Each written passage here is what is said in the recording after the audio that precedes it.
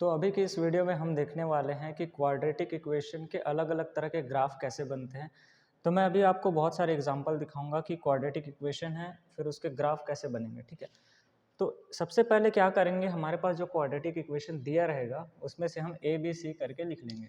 तो जैसे यहाँ पे ए का जो वैल्यू है अगर हम देखेंगे तो ए का वैल्यू आ गया यहाँ पे 1, बी का वैल्यू आ गया -10 और सी का वैल्यू है +16। इतना काम सबसे पहले करने का। फिर इसको हम क्या करेंगे, स्प्लिट करेंगे। तो यहाँ पे 16 है, स्प्लिट करने का तरीका मैं यहाँ पे सिखाऊंगा नहीं, यहाँ पे सॉल्यूशन कर रहा हूँ। x² और -8x -2x +16, ठीक है। और यहाँ पे आ जाएगा x कॉमन, x -8 और यहाँ पे -2 कॉमन, x -8 और यहाँ पे आ जाएगा x -8 और x -2, यहाँ पे एक वैल्यू आ गई। तो यहाँ पे मुझे रूट्स अगर देखा जाए तो मिल रहे हैं 8 और 2 करके, ठीक है। मतलब कि 2 और 8, और यहाँ से मुझे एक पॉइंट मिलेगा 2,0 और यहाँ से एक पॉइंट मिलेगा मुझे 8,0। ये क्लियर चीज़, ठीक है। अब दो पॉइंट्स मुझे मिल चुके हैं, मतलब यही रूट्स है इस इक्वेशन के। अब इसका जब ग्राफ बनाएंगे तो ये कुछ इस तरह से होगा। मैं एक एक्सिस बना दिया और ये वाई एक्सिस, तो ये वाई एक्सिस वाला एक्स एक्सिस हो गया। मेरे पास दो पॉइंट है, एक 2,0 8,0, तो इन पॉइंट्स को यहाँ पे शो कर देते हैं। तो ये वाला पॉइंट आ गया 2,0 और यहाँ पे एक पॉइंट ले लेते हैं 8,0। एक चीज़ याद रखिएगा, जब यहाँ पे ए का जो वैल्यू है अगर पॉजिटिव रहेगा ना तो हमारा जो ग्राफ है ना ऐसा करके शेप में रहेगा। अगर ए जो है पॉजिटिव है तो हमारा ग्राफ ऐसा रहेगा, अगर ए जो है नेगेटिव में है तो हमारा ग्राफ उल्टा रहेगा। ठीक, इतना काम कर लेना। अब हम देखते हैं यहाँ पे मेरे इस सिचुएशन में ए का जो वैल्यू है पॉजिटिव है, मतलब कि ग्राफ ऐसा कुछ बनेगा, ठीक है। और तो ये मैं बना लेता हूँ ऐसा करके कुछ, ठीक। अब यहाँ पे अलग अलग तरह के क्वेश्चन आएंगे कि भाई ये कितना नीचे जाएगा, ठीक, और ये एग्जैक्टली कहाँ पे होगा इसका मिड पॉइंट। तो जैसे इसका जो मिड पॉइंट होगा यहाँ पे एकदम बीचों बीच में, दोनों के बीच में रहेगा। अब ये वाला पॉइंट निकालेंगे कैसे, उसको निकालने का तरीका है इस पॉइंट और इस पॉइंट को ऐड करके उसका एवरेज निकालो। 2 + 8 ÷ 2 कर दिए तो ये आ जाएगा 5, ठीक है। मतलब कि इसका जो बीच वाला जो हिस्सा है ना वो यहाँ पे आ रहा है 5 पे, 5,0 पे, इसी के जस्ट नीचे पे आ रहा होगा। अगला क्वेश्चन कि भाई ये कितना नीचे आया होगा, यहाँ से ऐसे करके नीचे आया होगा, कितना नीचे आया होगा। उसको पता लगाने के लिए क्या करेंगे पता है, ये जो 5 है ना इसको इस इक्वेशन में डाल दो, तो ये वाले इक्वेशन में, तो जो भी वैल्यू आएगा हमारा वो इसका y का वैल्यू होगा। तो डाल के देख लेते हैं।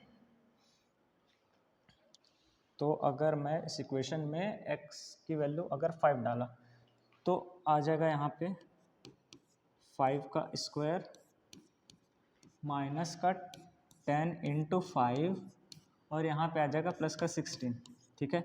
और ये हो जाएगा 25 माइनस का 50 प्लस का 16, तो यहाँ पे प्लस वाले नंबर हो जाएंगे 31 41, ठीक है, सही किया ना, 41 माइनस का 50 इज इक्वल टू आ जा रहा है -9।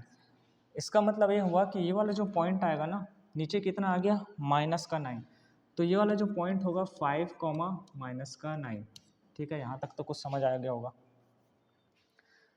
तो ऐसा ग्राफ इसका बना। एक केस याद रखो, अगर ए की वैल्यू पॉजिटिव है तो ऐसा घूमेगा, अगर ए का वैल्यू नेगेटिव है तो उल्टा घूमेगा। अभी देखेंगे ग्राफ। तो सबसे पहले स्प्लिट करने का, ऐसे नंबर से निकालने का, उनको ड्रॉ करने का, और जो शेप है उसको डिफाइन कहाँ से करेंगे, ए वाले वैल्यू से, ठीक है।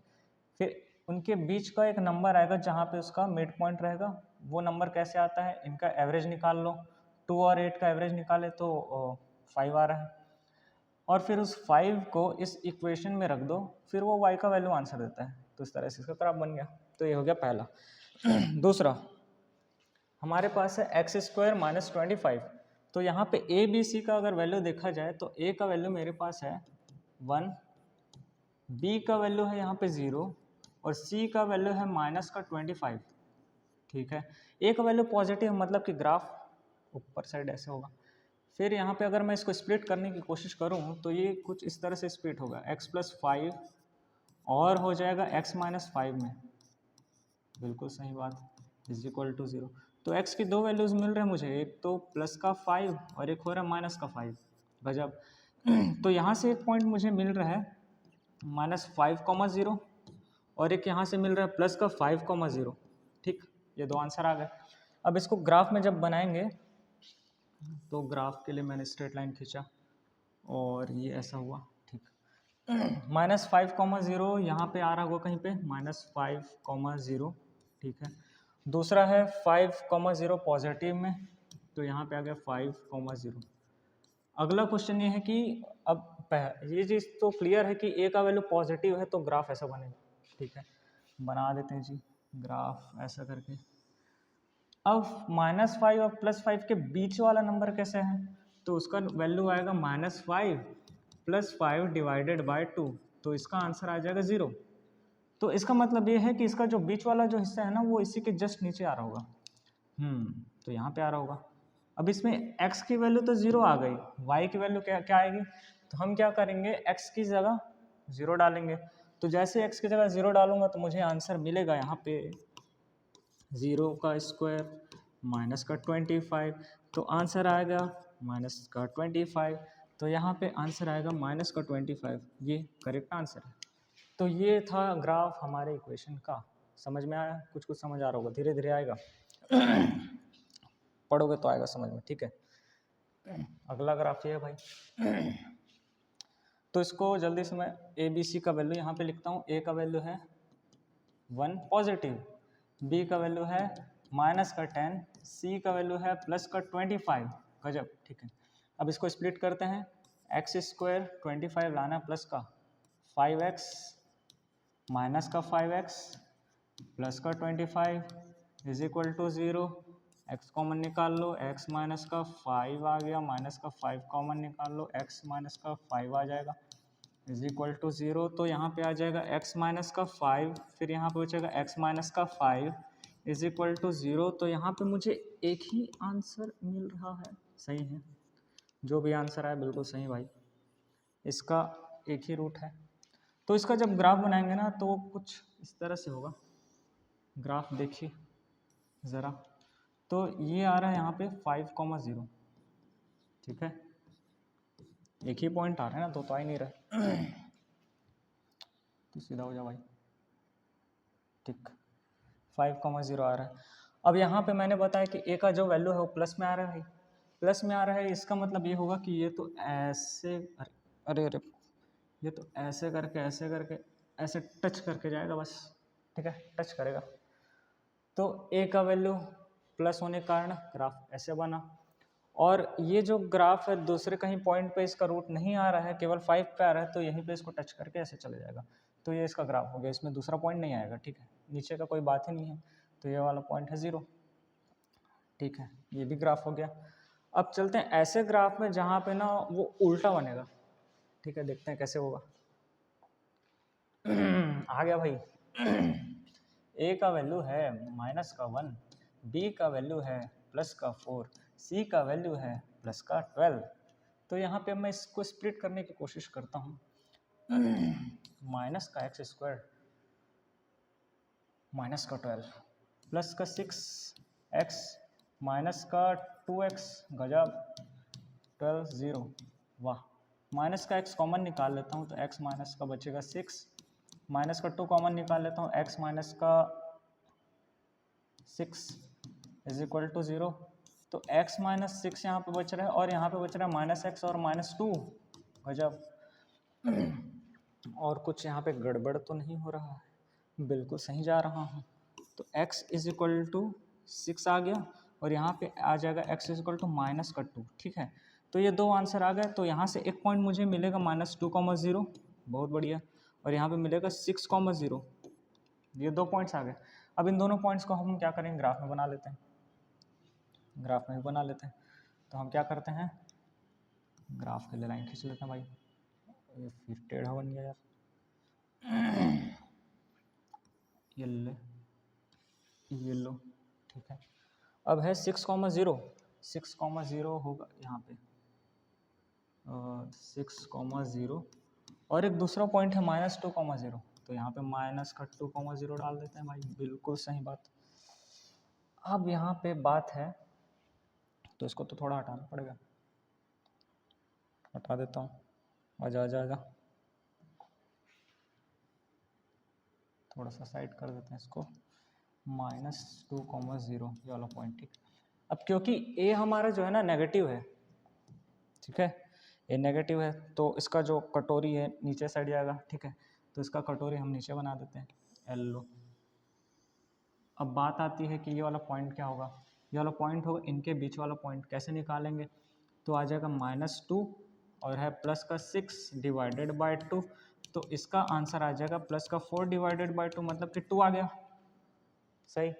अब 2 को क्या करूँगा, यहाँ पे रख दूंगा 2, कॉमा, अब 2 का वैल्यू को ना यहाँ पे रखेंगे तो जो भी आंसर आया वही वहाँ पर उसका आंसर होगा।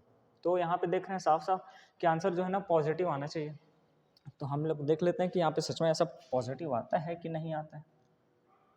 इसको कर लेते हैं, अच्छा ठीक, x की वैल्यू मैं पुट करूँगा 2, तो यहाँ पे आ जाएगा माइनस का बाहर लगा है 2 का स्क्वायर हो गया प्लस का 4 इंटू यहाँ पे 2 आ गया प्लस का 12 हो गया इज इक्वल टू जो भी आंसर आ रहा होगा। तो यहाँ पे आ गया माइनस का 4 प्लस का 8, यहाँ पे 2 है ना, हाँ, प्लस का 8 प्लस का 12, तो 20 प्लस का 16 आ रहा है, 20 हाँ 16, तो यहाँ पे आ रहा है 16, 2,16, तो ये आ गया इसका आंसर भाई। तो इसमें सीखने वाला ये था कि अगर नेगेटिव आएगा ना तो घूमेगा नीचे साइड, ठीक है, ठीक है। और एक और देख लेते हैं, लास्ट क्वेश्चन है। तो इस क्वेश्चन में हमारा a का वैल्यू है -1, b का वैल्यू है -1, c का वैल्यू है प्लस का 20, ठीक है। स्प्लिट करो भैया, एक्स स्क्वायर माइनस है तो माइनस का 5 कर देता हूँ, प्लस का 4 कर देता हूँ, प्लस का 20 कर देता हूँ, इज इक्वल टू 0 कर देते हैं। तो माइनस का x यहाँ पे कॉमन निकाल लेंगे तो आ जाएगा x प्लस का 5 आ जाएगा, प्लस का 4 कॉमन निकाल लेते हैं तो प्लस का 5 आ जाएगा। तो x plus 5 comma minus x plus का 4 इज इक्वल टू 0, ठीक है। तो यहाँ पे x का एक आंसर तो आ रहा है माइनस का 5 और एक आंसर यहाँ पे साफ साफ दिख रहा है, वो बन रहा है प्लस का 4। तो यहाँ से एक आंसर मुझे मिलेगा 4,0 और यहाँ से एक आंसर मुझे मिलेगा -5,0। गजब। तो हमारे पास 2 पॉइंट आ चुके हैं और साथ ही यहाँ देख रहे हैं कि एक ही वैल्यू नेगेटिव है, मतलब कि उल्टा कटोरी, ठीक है। अब इन दोनों पॉइंट्स को हम ड्रॉ कर लेते हैं, ग्राफ सीधा लाइन खींच जाओ, आ गया, ठीक। अब यहाँ पे देखते हैं 4,0 -5,0, तो 4,0 आ जाएगा भाई यहाँ पे 4,0 और -5,0, तो -5,0 यहाँ पे ले जाए तो -5,0। अब जो कटोरी बनेगा उल्टा ऐसा बनेगा, ठीक है। अब इनके मिड पॉइंट का वैल्यू क्या होगा वो देख लेते हैं, उसको कैसे निकालें। -5 प्लस 4 डिवाइडेड बाय 2 करेंगे तो माइनस का 1/2 आ रहा है, गजब।